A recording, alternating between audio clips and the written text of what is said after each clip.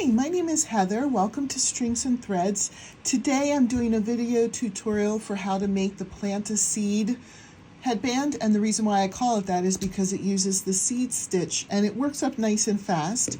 For the video I'm going to need yarn, hook, hairband, and a pair of scissors. I'll be using Darn Good Yarn Mulberry Silk Fingering Weight yarn, and the color is Emerald Lane. This is a beautiful yarn. I am affiliated with Darn Good Yarn, so if you wanted to try something like this for the headband, they make great headbands that stay in place and feel great in your head. You hardly even notice that they're there. I do have an affiliate link in my description, as well as a code for a 15% discount off of your entire order. So if you filled up your cart and you wanted 15%, it would be 15% off of everything. So I think that's a pretty good deal. But to get started, we're gonna need a hairband, the yarn, the scissors, and I am using a G hook. And I got this hook from my Grammy when she passed away. I don't know the story behind it. I wish I did, but it says steel and it's very, very heavy. So I believe that it is. So to get started, you're going to take the yarn and place it across. You're not going to go all the way around, but just across the top of the hairband like this. And then you're going to just kind of use your thumb to pinch it. And it can be anywhere on the headband. It doesn't have to be in a certain spot. And you're going to take your hook through the hairband and pull the yarn up. Just do a little adjusting so that you look like you're getting ready to do a chain, but we're actually going to do 15 single crochets. So there's one, and you want to crochet over the tail because that'll help keep it in place. 2. I'm not going to do all 15 on camera because that would take forever. I just thought I would do a few to show you how I get started and how I keep it secured to the headband. So I'll do one more with you and then I'm going to pause it. And you pause it as well. And once you have 15 single crochets, come back. Here's how my 15 looks. And we'll turn. And here's where we're going to start the seed stitch. If you're familiar with it, if you're not familiar with it, that's fine. You're going to chain 1, put a single crochet in the first stitch, chain 1, skip 1 stitch, go to the next stitch, and put a single crochet. We're going to repeat that around, so I'll do it one more time with you. Chain 1, skip a stitch, go into the next stitch, and follow that pattern all the way across, and then we'll come back for the next row. For the next round, now this is going to be strange to some of you who have worked the seed stitch before, but I find it less confusing to always put a single crochet in the last stitch of each row. So what I'm going to do is chain 1, put a single crochet into the single crochet, only for this one and for the last one. And then I'm going to put a single crochet into the chain 1 space.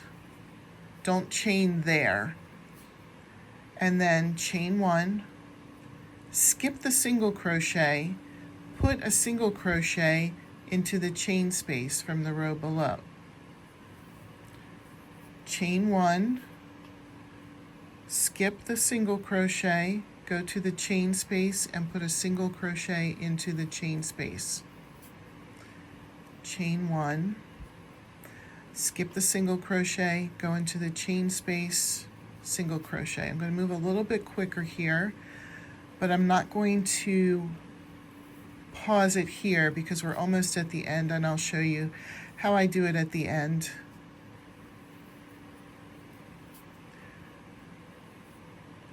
Single crochet into that last chain space. Do not chain again, just single crochet into the last space. Turn. for the next row, we're going to chain one, just put a single crochet into that last single crochet, chain one, because there is a single crochet in the next stitch. If there was a chain space here, you would just put another single crochet right in.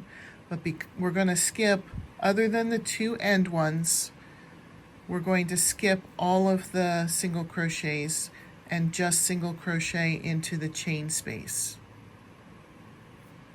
Okay, I think you're familiar with this pattern now. Chain one, skip the single crochet into the chain space. I'm going to pause, we'll come back when we're at the end of the row.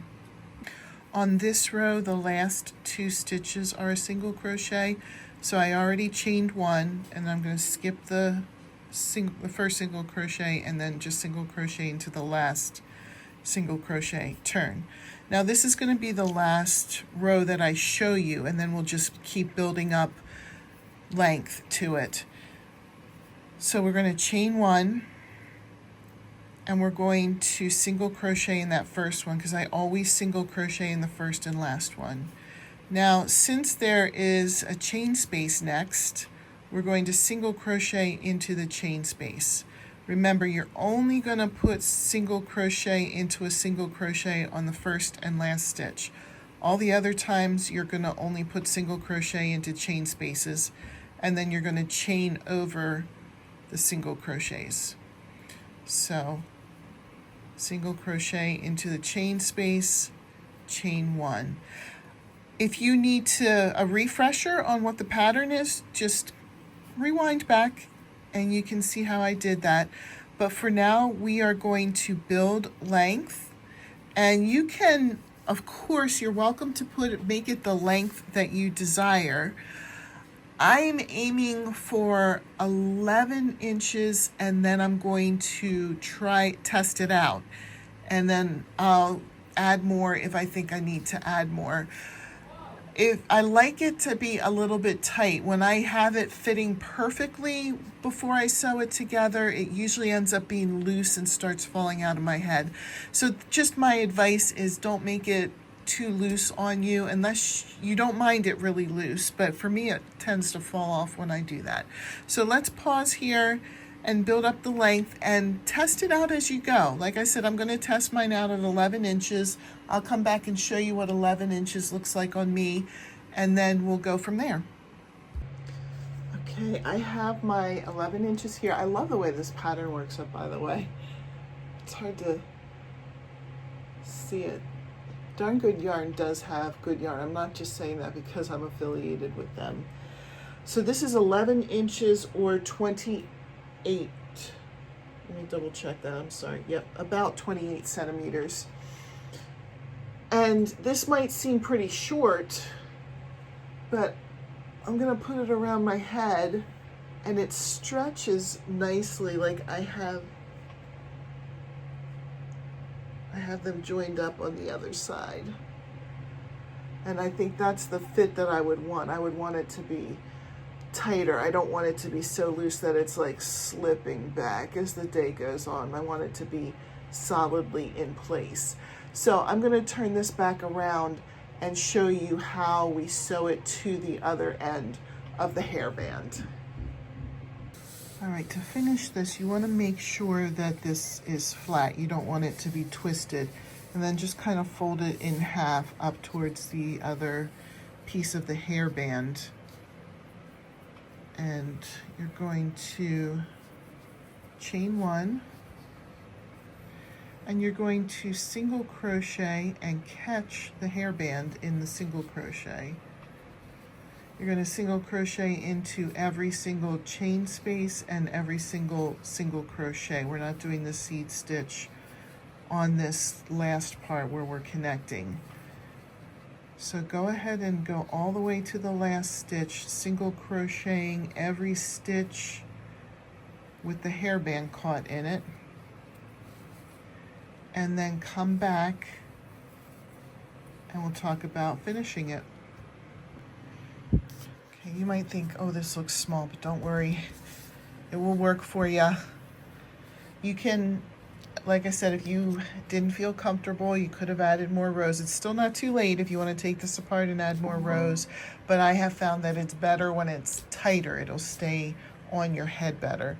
So when you're confident that it's the length that you want and you have it single crocheted on the other end to the hairband, you're going to cut a tail.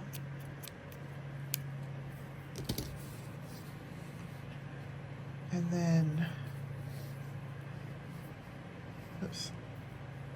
pull it through to hold it in place. And then you just weave in the ends. So I threaded the tail and just going to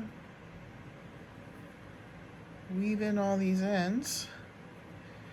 You don't need to see me do the rest of this. I think you get the idea of what to do. We're just getting these tangled on the inside so nothing will happen. I'll turn this around and show you how it looks on me.